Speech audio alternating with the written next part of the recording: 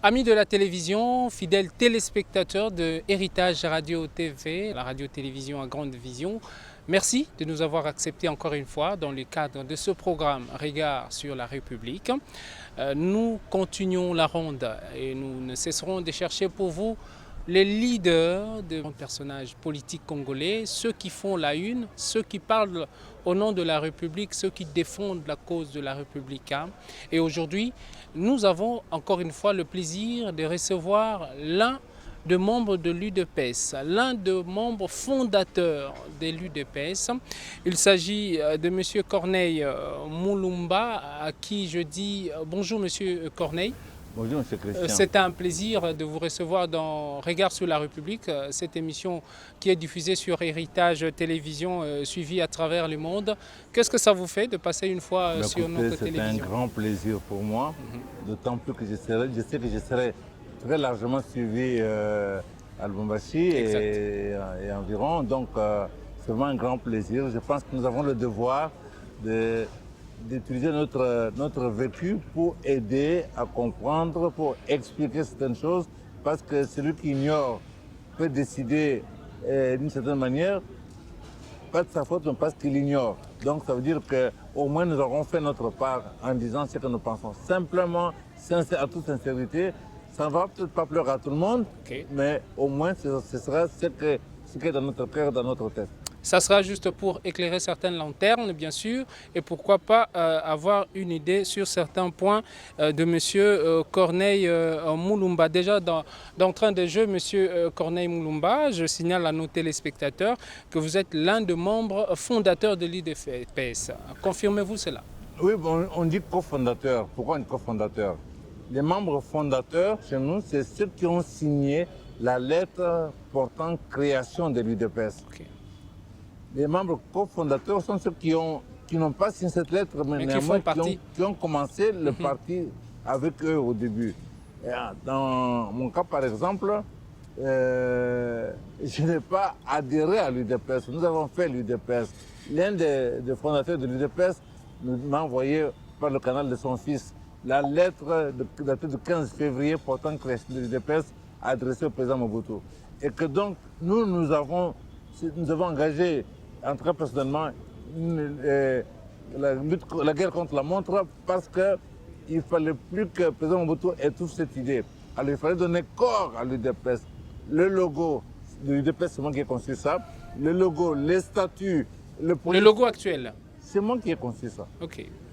Les statuts, nous avons fait tout ça rapidement et nous avons fait tout pour implanter l'UDPS partout, à l'extérieur et à l'intérieur, pour que plus jamais Mobutu puisse revenir en arrière, qu'on puisse étouffer cette affaire-là. Donc, c'est en ce terme-là que je suis considéré comme membre cofondateur de l'UDPS, parce que nous avons effectivement pris ça dès le départ et nous avons donné corps à l'UDPS. Et nous allons plonger dans l'histoire, M. Corneille. Déjà, vers les années 1975, vous vous retrouvez en Belgique, où vous commencez déjà à vous rapprocher de l'UDPS. Parlez-nous un peu de l'histoire.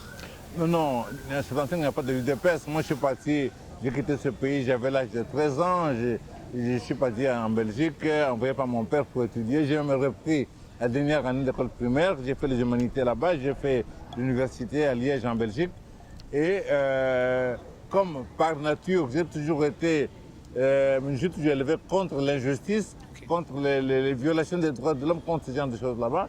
Très rapidement à l'université, j'étais dans le service d'étudiants travailleurs, j'étais dans le service du syndicat des étudiants étrangers de Liège qu'on appelait l'AIEL. J'ai créé le cercle des étudiants aérois de Liège par opposition à la GMPR. Que donc, lorsque les 13 parlementaires signent la lettre ouverte, qu'ils adressent à Mobutu et qu'on nous envoie une copie, bon, et encore le même Ngaloulan Pandangela envoie sa fille qui me connaissait, avec qui nous avons milité. Et quand je prends connaissance de ça, encore une fois, nous nous girons de faire en sorte que cette lettre-là soit connue du monde entier. C'est ce que nous avons fait. Et que donc, tous ceux qui ont créé l'UDPS après ont entendu parler de Corneille Mulumba, du fait que nous étions très très actifs déjà. Nous avons milité avec le Marcelin Chichambo, l'ancien gouverneur du Katanga, de Kivu, tout ça. Nous avons beaucoup milité. Et que donc, voilà. Alors, lorsque la lettre comment dire, pourtant que la création du parti arrive entre mes mains, elle arrive dans un terrain très fertile, quelqu'un qui est militant, très actif. Vous étiez prêt? Connu déjà, et c'est allé très très vite d'ailleurs, et c'était bien tombé. Donc voilà. Un peu l'histoire. Un peu l'histoire, brièvement. Après environ 35 ans de lutte au sein des l'UDPS, vous fustigez aujourd'hui la manière dont le parti pour lequel vous avez risqué pratiquement votre vie, hein, vous avez connu le haut et les bas, le combat et tout, et aujourd'hui vous fustigez la gestion de ces partis UDPS que vous avez vu naître. Mais oui, mais c'est normal, c'est-à-dire que l'UDPS, je peux dire que nous avons connu 2-3 étapes. La première étape, c'est la clandestinité. Oui. Le parti n'est pas reconnu. C'est l'époque de l'héroïsme. Vous ne pouviez pas, il était inconcevable qu'il puisse y avoir un parti d'opposition. Et nous avons relevé le défi. Face à Mobutu. Face à Mobutu. Oui. C'était le impère parti-État. Nous avons relevé le défi. Nous avons fait en sorte que le 24 avril 1990, le président Mobutu reconnaisse l'UDPS. C'était un grand moment de l'histoire de notre pays. Commence alors la transition. Et aussi, malheureusement, quelque part, des conflits de guerre de pouvoir à la tête du parti. C'est de là qu'est venu l'UDPS Tshisekedi, les origines, hein. Après, c'était connu après, mais c'était commencé dès le lendemain. l'UDPS Tshisekedi, l'UDPS Kibasa, parce que les uns et les autres, on voyait déjà que l'UDPS allait prendre le pouvoir dans le pays. Et alors, c'est chacun. Et quelque part, on a dérapé déjà à ce moment-là. Et progressivement, l'UDPS est devenu un mouvement de soutien. En l'occurrence, un mouvement de soutien à Etienne Tshisekedi. Et on a négligé le côté parti politique. Entre-temps, ceux qui avaient dans le parti l'idée du parti, comme Lanakile Makanda et autres, sont décédés. Et que donc, l'UDPS est devenu un mouvement de soutien à Etienne Tshisekedi. À ce moment-là, vous n'organisez pas, vous ne structurez pas le parti. Et c'était un grand problème avec moi, effectivement, parce que ça, dans ma tête, ça ne passe pas. Je considère que les institutions sont plus importantes que les individus. Oui. Et puisqu'on semblait accorder plus d'importance aux individus et pas aux partis politiques, idéologiquement, dans ma tête, ça ne passait pas. Cela a provoqué beaucoup de problèmes. Le résultat est que nous sommes allés aux élections, l'UDPS, pas 37 ans, pas 35 ans, 40 ans donc, 1980 jusqu'à ce jour, lettre ouverte, ça fait 40 ans. Jour pour jour. Jour pour jour. Et que donc, pour nous, c'est un... Quand nous ne fustigeons pas pour fustiger, simplement que nous sommes allés aux élections, l'UDPS est sorti de là, pas un seul sénateur, un seul gouverneur de province, 32 députés, non la moitié ne sont pas de l'UDPS. Vous comprenez que c'est une grande décision pour nous. Nous avons mordu du sable parce que nous avons négligé le parti, parce que nous sommes intéressés à des individus au pouvoir pour le pouvoir. Nous avons négligé le parti. Or, c'est l'organisation qui pèse, qui fait les choses et pas les individus. Nous parlons des élections qu'a connues la République démocratique du Congo, ce qui a porté Félix-Antoine Tshisekedi au plus haut sommet de l'État. Aujourd'hui, vous soutenez quand même et vous encouragez, vous souhaitez à ce que nous puissions tous soutenir les actions ou les programmes du chef de l'État, Félix-Antoine Tshisekedi, bien que aujourd'hui vous êtes pratiquement repoussé de loin. Mais écoutez, nous ne pouvons que nous réjouir qu'un de nôtres soit président de la République. Moi, j'ai fait une différence. Quand les gens me disent, me connaissez, maintenant vous êtes au pouvoir. Je dis non, Félix Tshisekedi est président de la République. Je ne peux pas dire que l'UDPS est au pouvoir. Écoutez, en ce moment, il y a une rencontre à Lubumbashi. Les membres du FCC se retrouvent là-bas pour discuter. Avant cela, Joseph Kabila a convoqué à Kingakati plusieurs rencontres avec les gens du FCC. N'est-ce pas? Oui. Avez-vous entendu une seule fois, je dis une seule fois, l'UDPS ou bien le cash en faire autant? Donc, je veux dire que le pouvoir, ce n'est pas un individu. Parce que si vous ne faites pas attention, si vous êtes distrait, vous risquez de confondre les époques. Nous ne sommes plus à l'époque de Mobutu Tout-Puissant. Nous sommes dans une époque où nous avons un régime semi-présidentiel. C'est-à-dire que vous avez le président de la République, vous avez aussi le Parlement qui est là, qui a un rôle à jouer. Et que donc, il faut que vous ayez des organisations qui fonctionnent, qui travaillent ensemble. Parce que sinon, vous n'aurez pas de résultats. Et nous avons, nous, au bout de 40 ans, le peuple ne voit pas ces détails-là. Le peuple constate que Félix Tshisekedi est président de la République. Et que donc nous avons intérêt à ce qu'il réussisse. Mais nous pouvons avoir intérêt à ce qu'il réussisse, mais c'est lui qui est le président de la République. Mais en tant que père, Vous ne pas vous écouter. en tant que père, un ancien de l'UDPS, vous avez connu le père, vous avez travaillé avec le père, aujourd'hui le fils est aux affaires, mais vous n'êtes pas retenu même comme conseiller. Ça vous fait quoi? Ça vous dérange? Écoutez, le président de la République n'est pas président de l'UDPS, c'est le président de tous les Congolais. Mais il a besoin de votre intelligentsia, par exemple. Il fait appel à qui il veut en fonction de ce qu'il veut. Non, non, du parti. Je vous réponds. Vous devez quand même Il fait en appel à qui il bénéficier. veut en fonction de ce qu'il entend comme programme. D'où question. Si il a en lui la vision de l'UDPS, s'il a en lui la conscience de l'UDPS, s'il a en lui la conscience du combat de l'UDPS, alors il fait appel à nous parce que ça, il sait très bien qui ont fait l'UDPS, qui sont là, ils sont vivants, ils sont nombreux.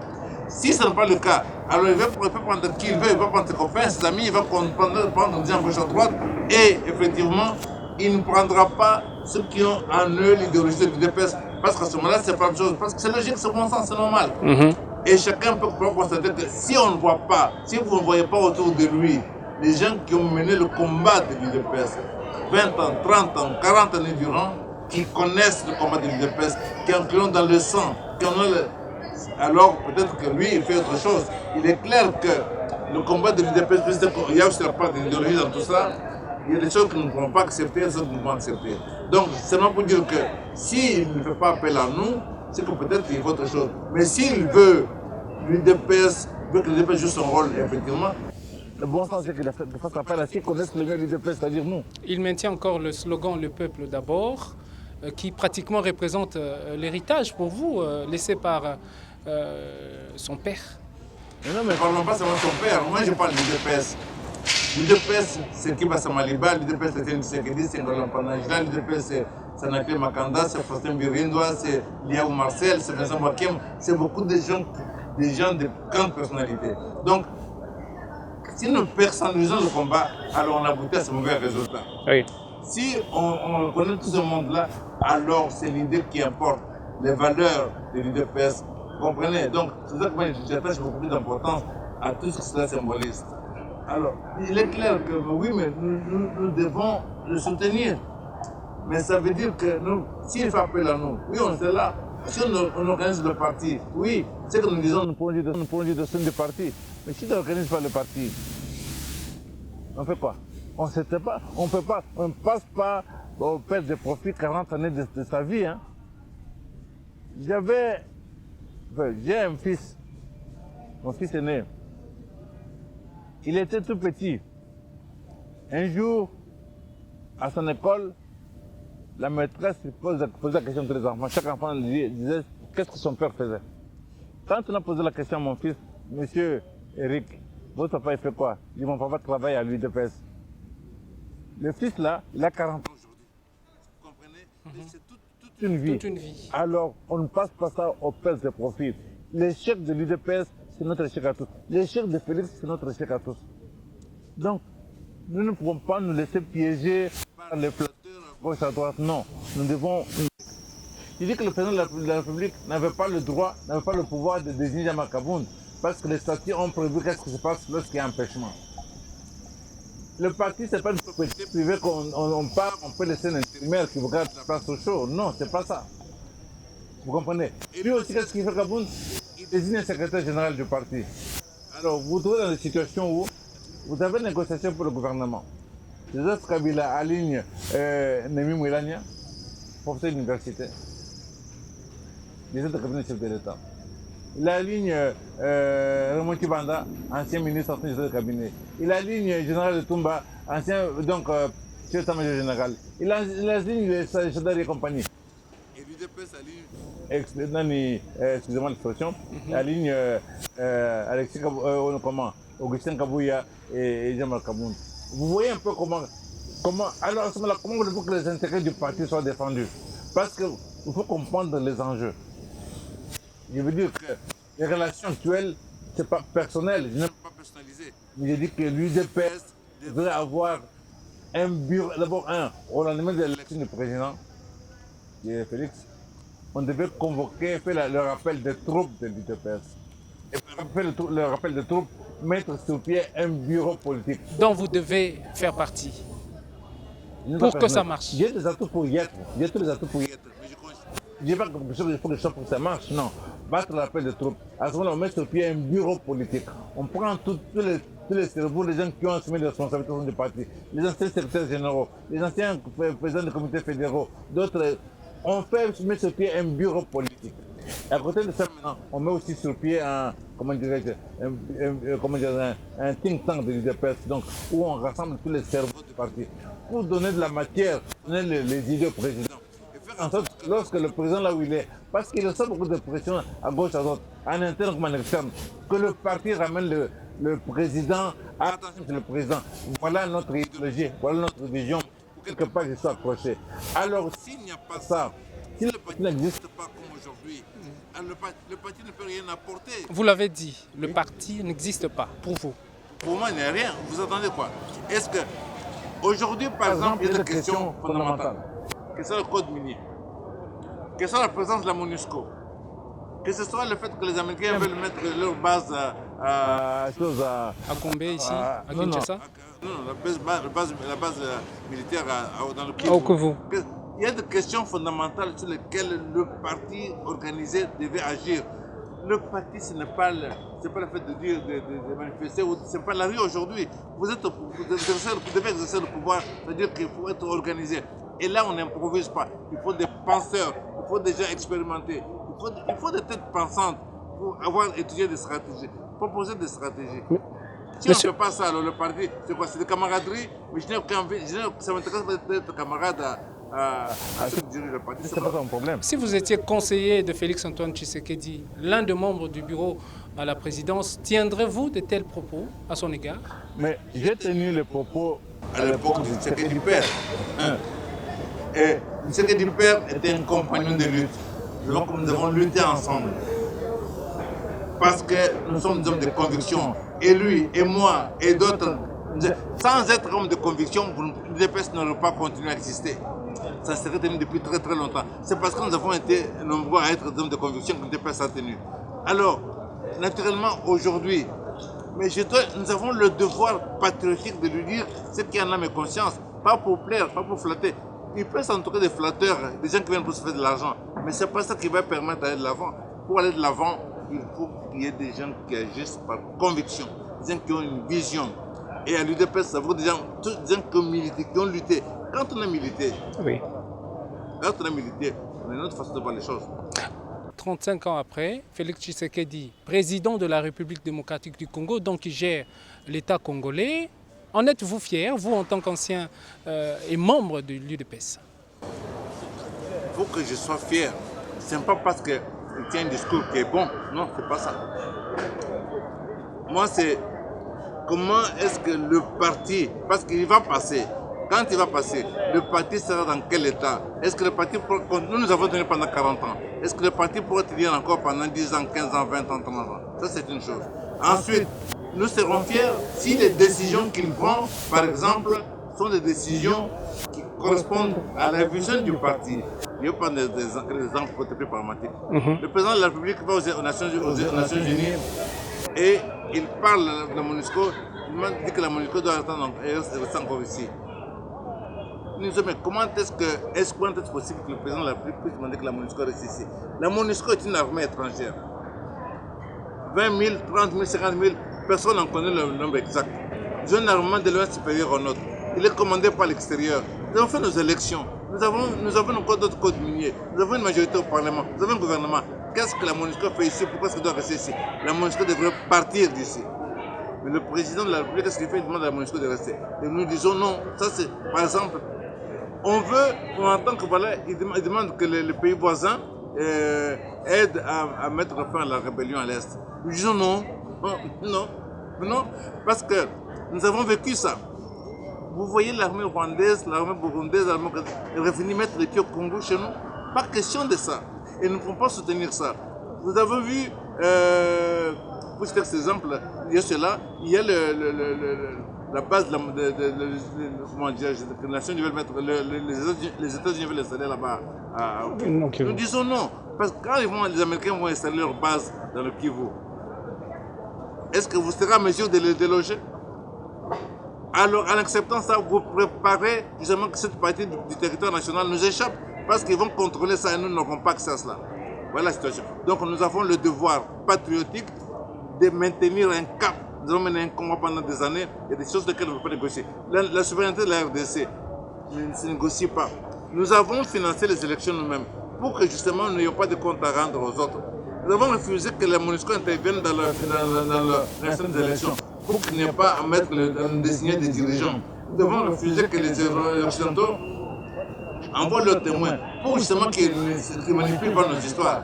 On ne va pas revenir en arrière. L'UDPS détient le pouvoir, mais il y a encore des bouches qui réclament haut et fort la vérité des urnes. Ils ne sont pas sûrs du résultat obtenu par Félix-Antoine Tshisekedi. Ils réclament la vérité des urnes. Que dites-vous?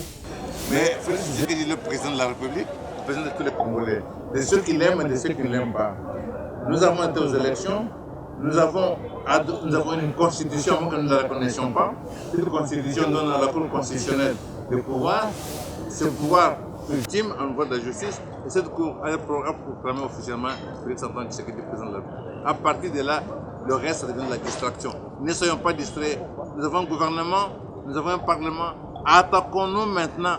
Prenons des décisions qui peuvent changer les conditions de vie du peuple congolais. Voilà le problème. Le reste, qui va parler, qui va continuer à parler de vérité? Quelle vérité? La vérité est dite par la Cour constitutionnelle, un point, un trait.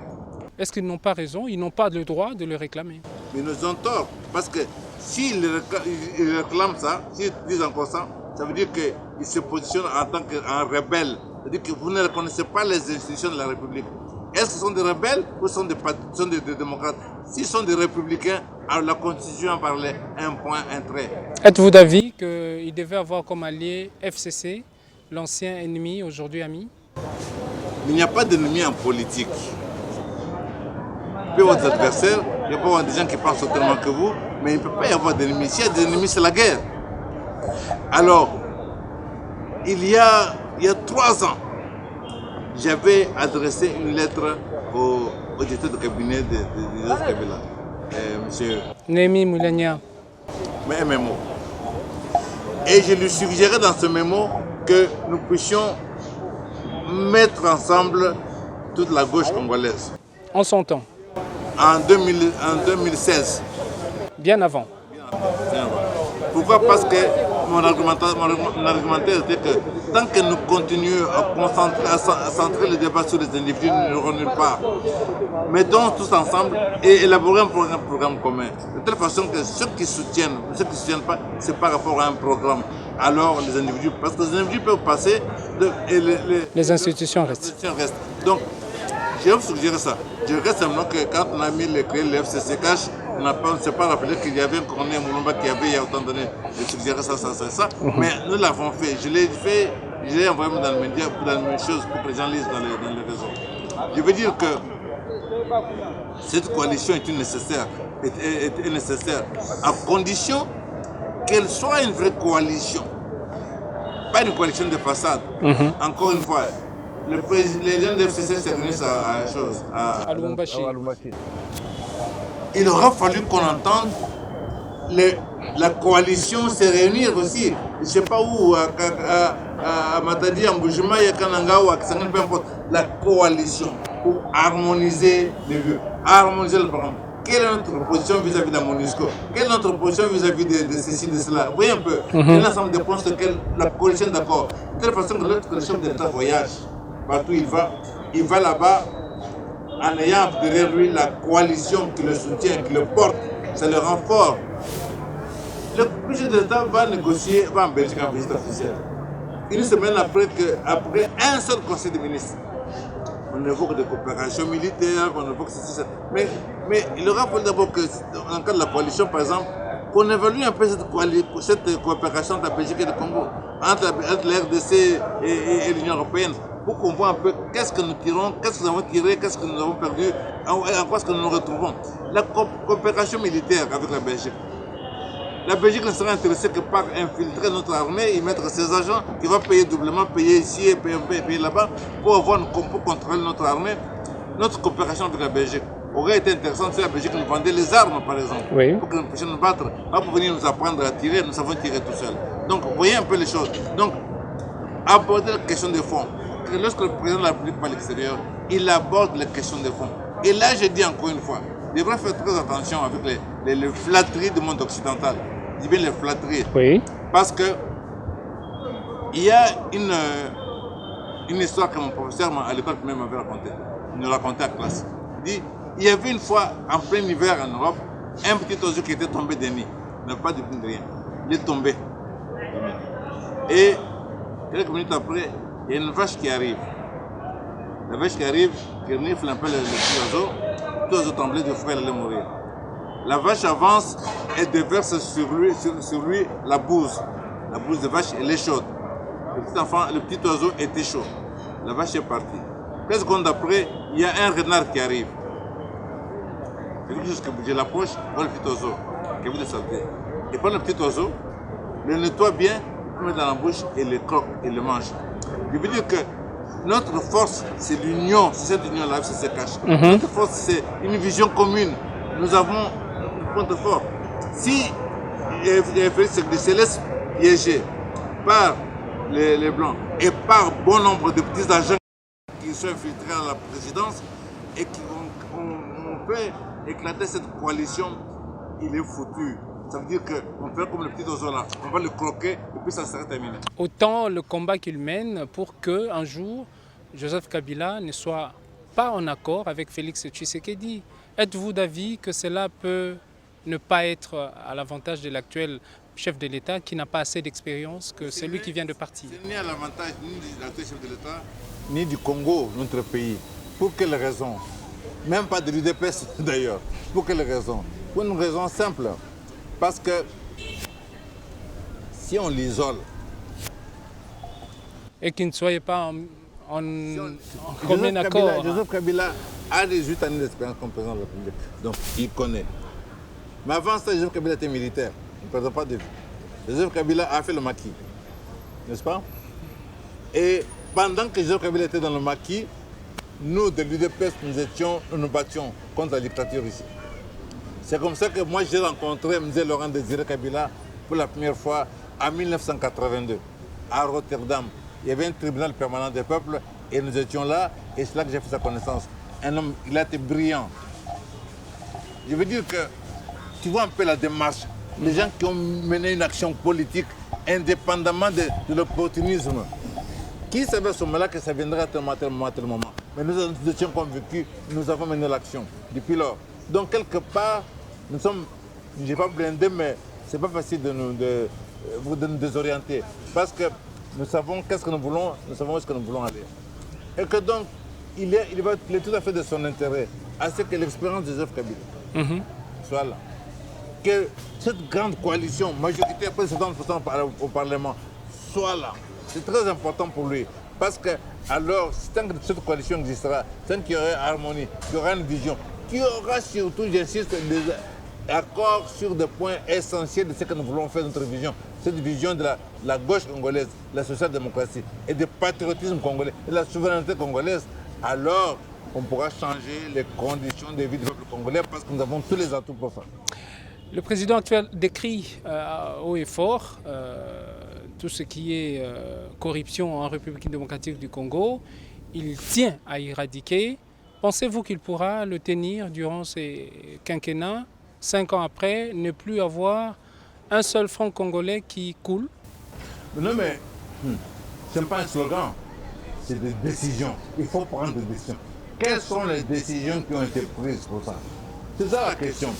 Les décisions, pour les prendre, il faut prendre les décisions, il faut avoir une idée. Il faut y avoir réfléchi. Quand vous avez réfléchi, vous avez besoin que le Parlement vote des lois. D'où nécessiter la coalition pour vous apporter, comment dirais-je, adopter le nécessaire. Il faut désigner des gens, il faut mettre un procureur général. Il faut ceci, vous comprenez, c'est-à-dire que ce n'est pas un problème de dire que oui, la corruption. Oui, qui va dire, avez-vous jamais entendu parler de quelqu'un qui dit moi je suis pour la corruption? Il n'y a personne. Donc seulement c'est des décisions que nous devons prendre. Aujourd'hui, nous sommes plus en campagne électorale. Nous gérons le pays, nous devons prendre les décisions. Quelles sont les décisions concrètes que nous prenons pour mettre fin à la corruption pour changer le peuple congolais, pour valoriser le franc congolais. Quelles sont les décisions pour donner le travail aux Congolais? Quelles sont les décisions? C'est ce qu'il faut. C'est à son quinquennat qu'on a entendu parler de l'affaire de 15 millions détournés dans la caisse de l'État. Qu'est-ce que ça vous dit de voir l'un de vos fils du parti gérer l'État et qu'il y ait comme ça une affaire qui les colle à la peau? Non, mais on attend de lui qu'il soit strict. Parce que si il est complaisant avec ça, ça va se retourner contre lui. Et je trouve personnellement qu'il n'aurait pas dû même s'y mêler. Il devait laisser la justice pleinement agir. J'ai suivi sa déclaration où il parle de rétrocommission, de COP et tout ça. Non, ça ne peut pas sortir de sa bouche, ça. Le simple fait qu'il ait dit parler de rétrocommission, alors le cabinet, si c'est de lui qu'il s'agissait, devait démissionner. Pas sans dire que c'est une accusation venant de la bouche du chef. On peut parler de COP, non. Non, c'est à ce niveau. On a besoin qu'il soit un modèle. Donc, pas en problème de dire que je suis contre la corruption, non. Il faut que dans les actes, dans les décisions que vous prenez, on sente la détermination pour que, effectivement, il n'y ait pas de corruption. Est-ce qu'on peut espérer, dans les 5 ans à venir, revoir Félix-Antoine Tshisekedi gérer la République? C'est tout à fait possible, nous sommes qu'au début. Avec tout ce qui va avec, les affaires 15 millions oui, mais qui éclatent. C'est ça que j'ai dit, nous sommes qu'au début. L'affaire 15 millions, il faut rapidement, il faut que l'affaire justice fasse son travail, qu'elle soit rigoureuse, que ça soit expliqué. Que les gens n'aient pas l'impression de l'injustice. Il y a la caractéristique de l'enseignement. Il faut qu'on, puisque le vin est tiré, il faut le boire, créons les conditions pour que même si cette année ça un peu bouge un peu, mais très rapidement, on trouve le moyen de financer ça. Pas en recourant à la Banque mondiale. Chose qu'il espère beaucoup. Mais non, il faut arrêter ces histoires là-bas. La Banque mondiale, mon ami, le code minier que nous avons aujourd'hui, c'était la Banque mondiale. L'a imposé où nous avions droit qu'à 2%. Si ça peut accompagner son projet de société, où est le mal? Si ça peut l'accompagner dans son projet. Évitons de nous mettre la corde au cou. Interrogez-vous un peu, la Banque mondiale, le Fonds monétaire international, de qui est composé le conseil d'administration de ces organes? Nous parlons de la FMI comme c'était une gentille fille là, Banque mondiale comme c'était une ONG qui est là pour nous aider. Mais non, de qui est composé le conseil d'administration de ces organismes? Alors nous comprenons que mieux vaut 1000 fois, prendre nos décisions, nous serrer la ceinture par moment pour que nous puissions nous en sortir. À quoi servirait-il d'aller prendre de l'argent ailleurs si ici on n'a même pas fait un centième, un millième de ce que nous devions faire? Nous n'avons encore pris aucune décision sérieuse en interne pour nous prendre en charge. On recourt directement à l'extérieur. Vous croyez qu'à l'extérieur, ces gens-là travaillent pour nous, que leurs impôts c'est pour nous? Pas que c'est pas vrai. Donc, mettons les Congolais au travail. Transpirons, suons, mais prenons-nous en charge. Nous sommes parvenus déjà à ce stade à faire autrement. Nous avons nos gisements miniers. Avec les Chinois, nous avons négocié infrastructure contre le minerai. Les minéraux sont à nous, sont dans notre sol, nous marchons dessus.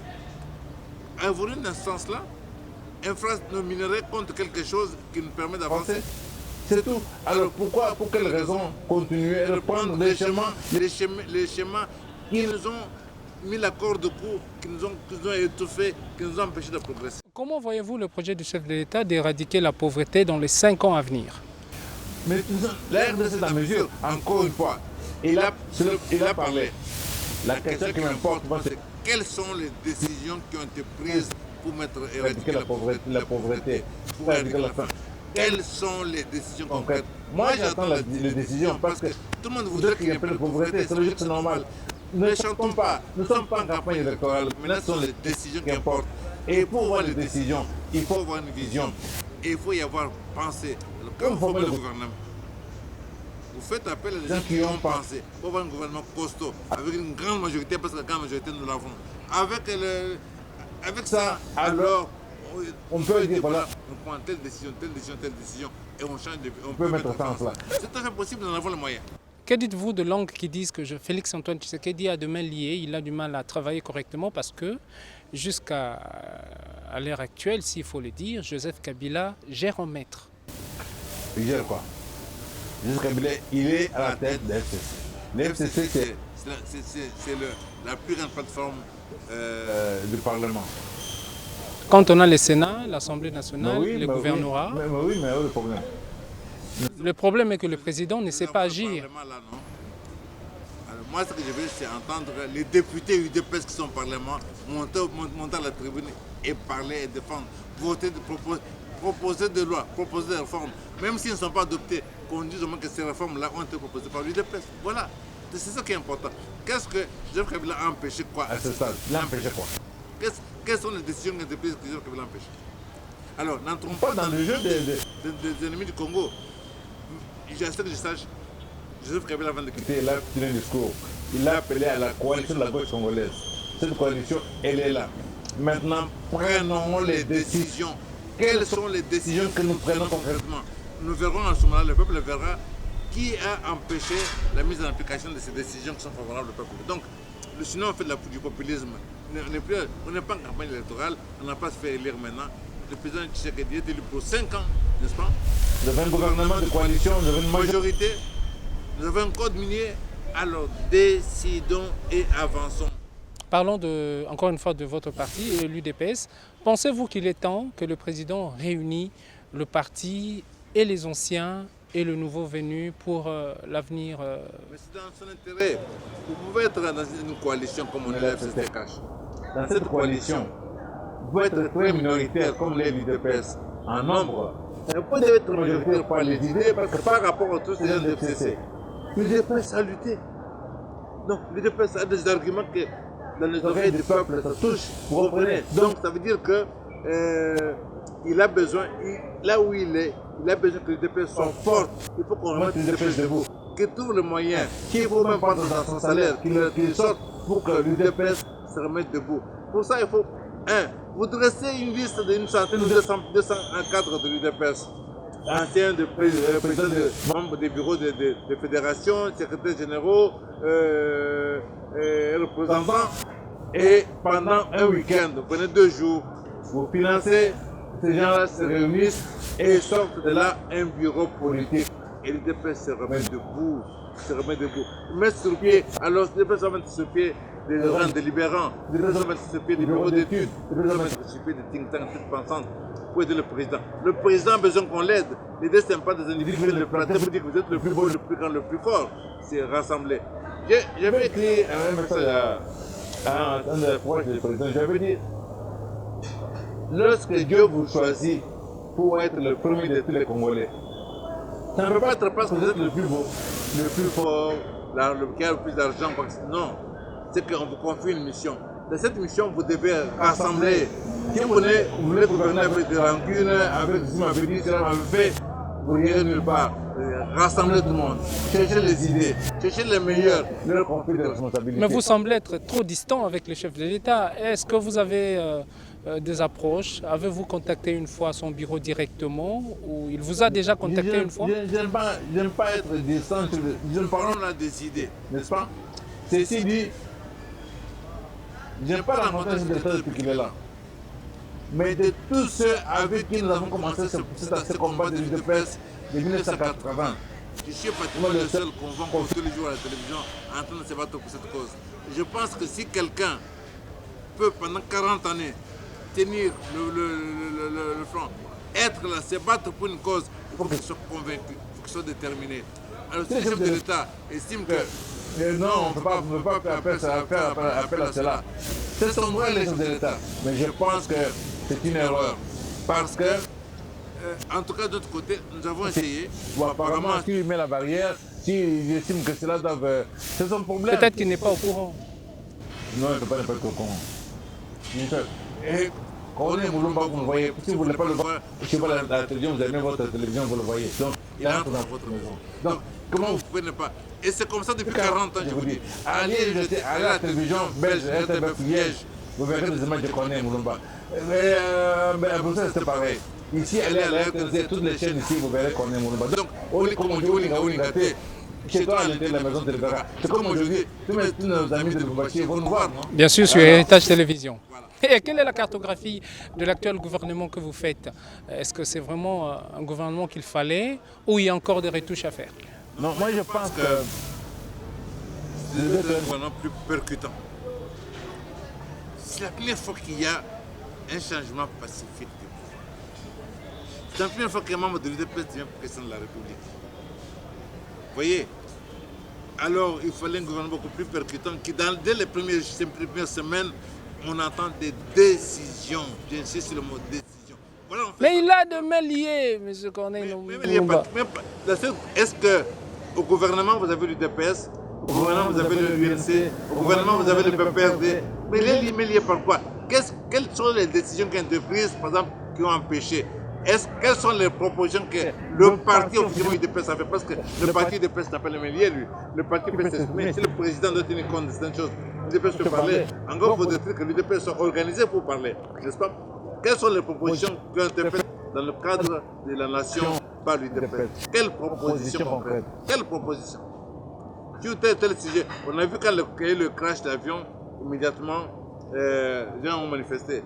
Mais attendez, l'UDPS n'est pas seulement ça. C'est pas ça. Il faut faire attention avec ça parce que nous en parlons. Oui. Lorsque les Blancs ont décidé de la mort de Lumumba, par la CIA et autres, sur le terrain, ce sont les Congolais qui ont porté le chapeau. Lorsqu'ils ont décidé d'éliminer M. Laurent Désiré Kabila, sur le terrain, ce sont les Congolais qui ont porté le chapeau. Faisons attention qu'aujourd'hui, on fasse la même chose, pas la même chose à Félix, et qu'on vienne dire, voilà, c'est les Congolais qui ont fait. Attention à ça. C'est ça que moi j'ai dit, serrons-nous les coudes, ne tombons pas dans le piège. Nous avons la possibilité d'exercer le pouvoir, changer les conditions de vie du peuple congolais. Nous avons besoin d'un peu de temps. Alors, on a besoin de la stabilité politique. S'il y a la stabilité, s'il y a l'entente, alors on a le temps de... Parce que des mesures qui prennent du temps pour être exécutées. On a besoin de la stabilité, on a besoin de la cohésion. Alors, l'UDPS, c'est les idées, l'UDPS, ce n'est pas la rue. Le temps de la rue pour décrocher ou renverser la dictature est passé. Maintenant, c'est la gestion. Nous devons réfléchir, apporter des idées, apporter tout le bagage de notre combat de 40 années pour donner des idées. Voir ce qu'il faut faire. Vous constatez qu'il y a des têtes qui manquent. Oui, apparemment, on ne fait pas appel à la tête de l'UDPS. Attendez, il n'y a pas... L'UDPS n'a pas de bureau politique. L'UDPS n'a pas d'organe délibérant.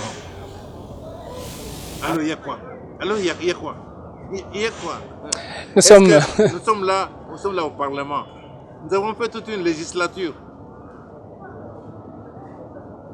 Avez-vous entendu des réformes proposées par l'UDPS au Parlement? Il y avait 42 députés UDPS. Maintenant, nous en avons moins. Et maintenant, cette fois-ci, mais on fait la politique pour quelque chose. On fait quelque chose de la politique pour améliorer les conditions de vie du peuple congolais. Pour ça, il faut apporter des réformes sur tous les plans. C'est ça qu'on attend de nous. Monsieur Corneille Moulumba, nous sommes pratiquement à la fin de cette émission. Regard sur la République. Votre avis? Donc, je pense que nous venons de faire les élections. Nous avons financé nous-mêmes. Donc, on n'a pas l'intervention de l'extérieur. Nous avons un code minier. Nous avons une large majorité au Parlement. Nous avons un président de la République. Nous avons fait une passation pacifique et civilisée du pouvoir, comme on dit. Alors, serrons-nous le coude, créons les cohésions nécessaires, créons les conditions pour qu'il y ait la paix politique pendant 5 ans et mobilisons le gouvernement. Au besoin, reconstituons ce gouvernement, il n'est pas encore trop tard, pour le rendre beaucoup plus percutant. En moins de 5 ans, les étrangers ne reconnaîtront pas ce pays. Nous n'avons pas parlé du budget voté qui va être réaménagé. Nous en parlerons prochainement. Insignifiant. Un dernier budget insignifiant, mais je pense qu'il faut qu'on y travaille. Monsieur Corneille Moulumba, je vous remercie. C'est moi qui vous remercie. C'était un plaisir pour moi de vous savoir très nombreux en train de suivre cette émission. C'est déjà la fin de Regard sur la République. Vous avez reconnu la personne de monsieur Corneille Moulumba qui a juste exprimé son avis, ce qu'il pense, ce qu'il réfléchit, ce qu'il le tourne en tête. Et il vous l'a dit sans mâcher le mot. C'en est fini pour ce numéro de Regard sur la République. Merci à la grande équipe de production de cette émission, Violette C. Arsène Kololo, Gardi Diana et tant d'autres. Je vous fixe rendez-vous pour la semaine prochaine pour un nouveau numéro de votre programme Regard sur la République avec un autre invité de marque. D'ici là, portez-vous bien et à la prochaine. Monsieur Corneille. C'était quand même c'était bon. C'était bien. C'est toujours comme ça, ça sera comme ça. Il faut soutenir le chef.